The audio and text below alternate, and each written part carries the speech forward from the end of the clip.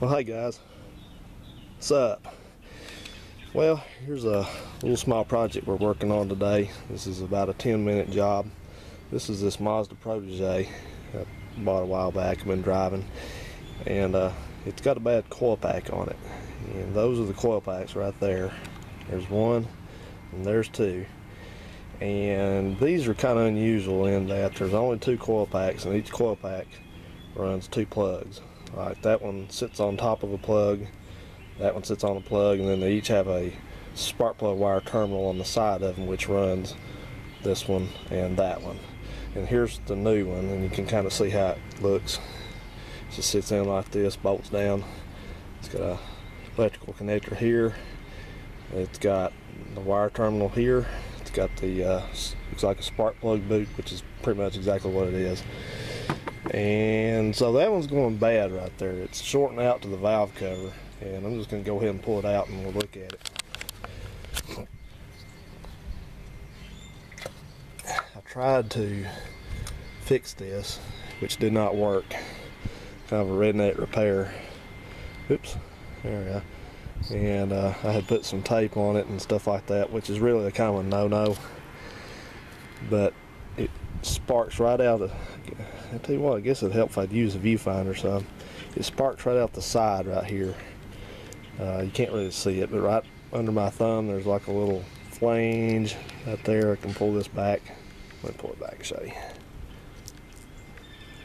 Never mind all this crap on top of it, but that's where it sparks out of, right to the valve cover. And almost, if you can look right there, you can actually see where it's been doing it. So when they do that, they're finished, they're junk. So this thing comes with, these are actually, let me interrupt myself and tell you, these are replaceable, these little boots. So when you do a tune-up, you got, what you get is you get two plug wires, and that's it. And the doggone two plug wires cost like $45. And then you're supposed to buy these boots separately. But sometimes the boots go bad and they'll short out that way. But yeah, that's it. Just replace this, put this new one in, you just drop it right in. Just make sure you've got it on top of the plug correctly. Just kind of push it down snugly. And you got a couple bolts.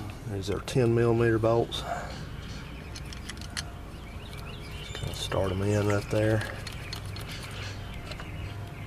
And start them in there.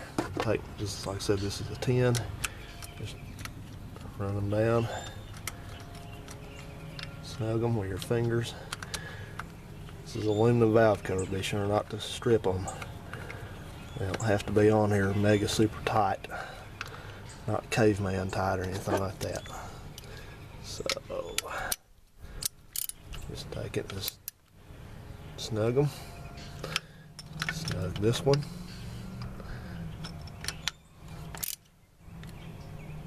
Yeah.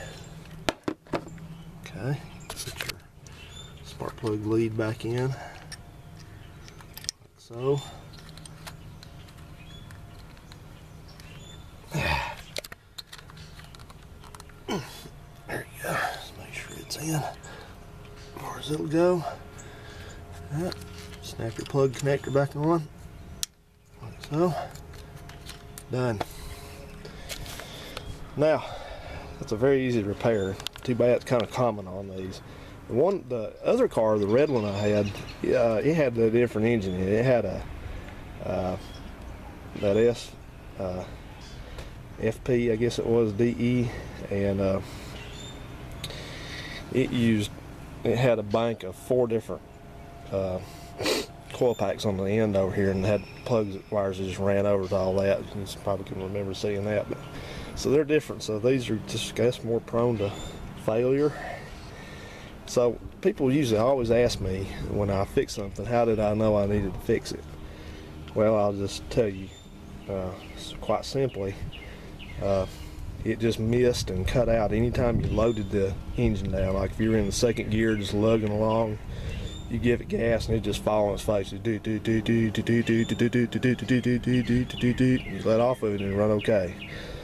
And you know, people can be, when something like that goes on, people can be all over the board. Oh, it might be a fuel injector.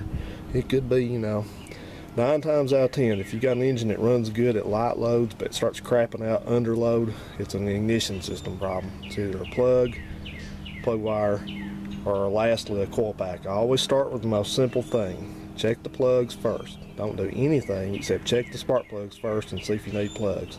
If you need plugs, put them in. If that fixes it, good. If not, then you need to probably just go ahead and start looking upstream of that. Now this one, the way I confirmed what was going on with it, I got out with it kind of dark, and I could get out here and just crack the throttle on it pretty hard, and it would miss every time I do that, just like that, and I could hear it down there. You could just look right down there and see it. So that's how you diagnose that kind of issue. So we need a really good repair. Let's fire it up and see how it runs. Oh yeah, let me just tell you real quick. People have they asked me earlier what I thought of this car compared to the other one.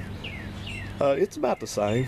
There's no real big difference in it. It just it doesn't have quite as much power, but it's got enough with a 5-speed, and it gets as good mileage as the other one did. But it just really, it rides and handles and drives just like the other one did. The only thing I can tell is it's just a little bit more thrashed, I guess you'd say. Looks like it's had a little bit of harder life, but it's been reliable. Has not used a drop of oil, not a drop of water, hasn't leaked anything, nothing. They're just great cars all the way around. Piece of crap. Alright, here we go.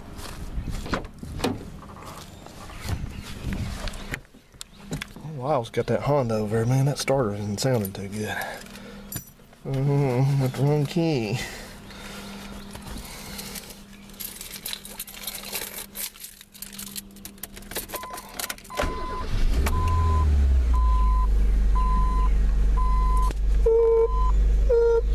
Got the air charged up.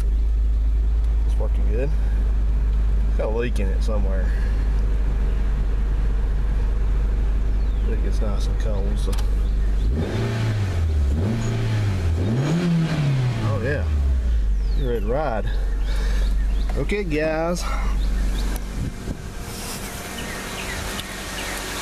Coil pack replacement 101. See you bye.